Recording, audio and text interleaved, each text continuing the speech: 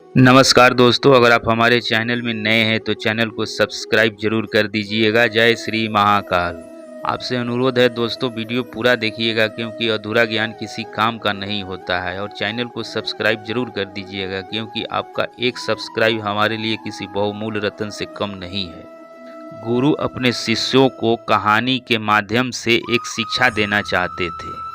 कहानी सुनाने से पहले गुरु ने कहा कि मैं आज जो तुम्हें कहानी सुनाऊंगा उसे सुनने के बाद तुम लोगों को मेरे 2 सवालों के जवाब देने होंगे, और जिसने भी मेरे दोनों सवालों के जवाब सही दे दिए उसके लिए मेरे पास एक अलग से काम है। गुरुदेव ने कहानी सुनाते हुए कहा, ये कहानी सुरेश नाम की लड़के का है जो अपने स्कूल में पढ़ने में बहुत तेज था। वह बहुत अच्छा संगीत गाना गाता था। इस कारण सभी बच्चों को लगता था कि वह बड़ा होकर बहुत बड़ा संगीतकार बनेगा।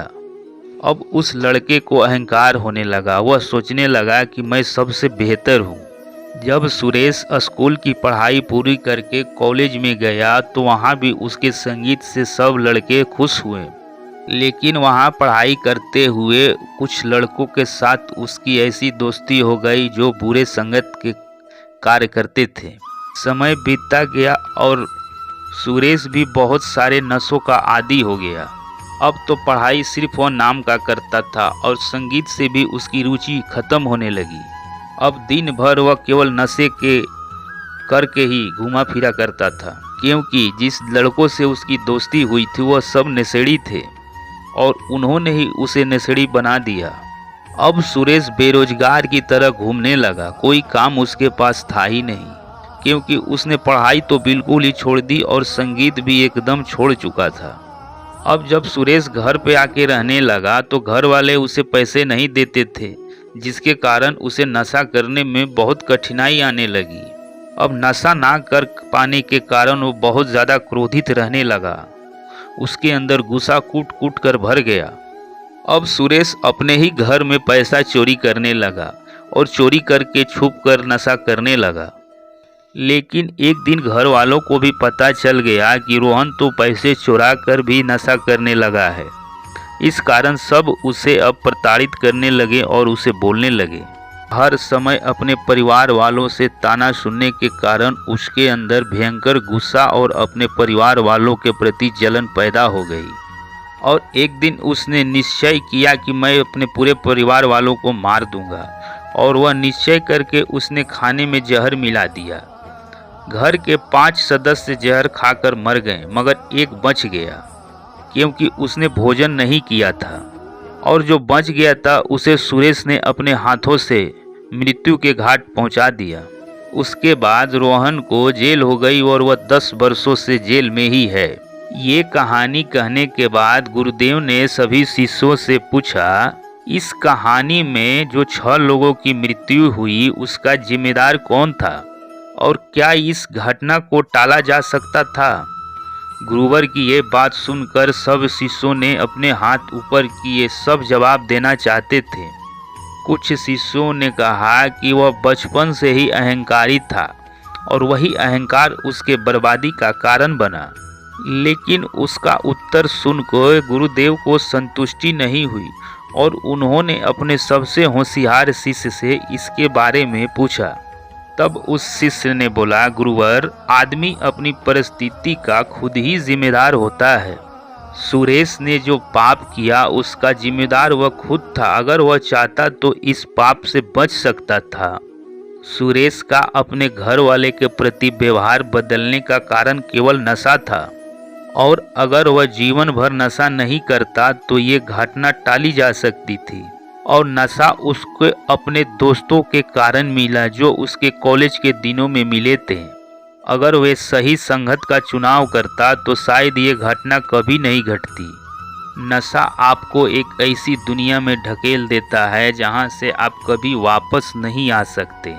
सुरेश चाहता तो अपने बढ़िया दोस्तों के साथ अच्छा से जीवन बिता सकता था, अच्छी संगति चुन सकता था, लेकिन उसका एक गलत कदम उसे हमेशा हमेशा के लिए मुजरिम बना दिया। वह एक अच्छा संगीतकार था। अगर वह मेहनत करता तो शायद अपनी मंजिल तक जरूर पहुंच जाता। लेकिन नशे के कारण वह अपने लक्ष्य से भटक चुका था। इसलिए हर मनुष्य को अपने दोस्तों का चुनाव बड़े ही ध्यानपूर्वक करना चाहिए। आपका एक गलत कदम हमेशा हमेशा के लिए आपको बर्बाद कर सकता है, जबकि आपका एक अच्छा संगत आपको आपके लक्ष्य तक पहुंचाने में सहायक होता है। तब गुरुदेव ने अपने उस तेज तरार शिष्य से पूछा, तो बेटा बताओ, इंसान को कैसे दोस्तों के साथ संगति करनी चाहिए और कोई भी दोस्त बनाते समय उसे किस बात का ध्यान रखना चाहिए? जो लोग हमेशा आपकी बड़ाई करते रहते हैं और आपकी प्रशंसा करते रहते हैं, तो ऐसे लोग चाटुकार होते हैं। उनके मन में आपके प्रति कोई भावना नहीं होती है। वे सिर्फ आपको अपने बस में करने के लिए दिखावा करते हैं। जो लोग नशा करते हैं, लड़कियों के साथ अभद्र व्यवहार करते हैं, ऐसे लोग पूरे समाज के लिए घातक है। ये किसी सर्प के समान है जो कभी भी डस सकते हैं। वैसे ही कुछ लोगों का स्वभाव हमेशा धोखा देने का ही होता है। वो बिना धोखा दिए रह ही नहीं सकते। अगर आप ऐसे लोगों से दूर नहीं होइएगा तो ये लोग आपको जीवन भर दुख ही देंगे और आपको प्रताड़ित करते रहेंगे। और ऐसे लोगों में हमारे अपने ही सबसे ज़्यादा होते हैं। इन्हें हम छोड़ भी नहीं सकते और सुधार भी नहीं सकते। ऐसा अगर समस्या आ जाए तो ये क्या किया जाए? तो ऐसे समस्या आने पर आप उस व्यक्ति को एहसास कराइए कि वह गलत कार्य कर रहा है। उसे ऐसा नहीं करना चाहिए।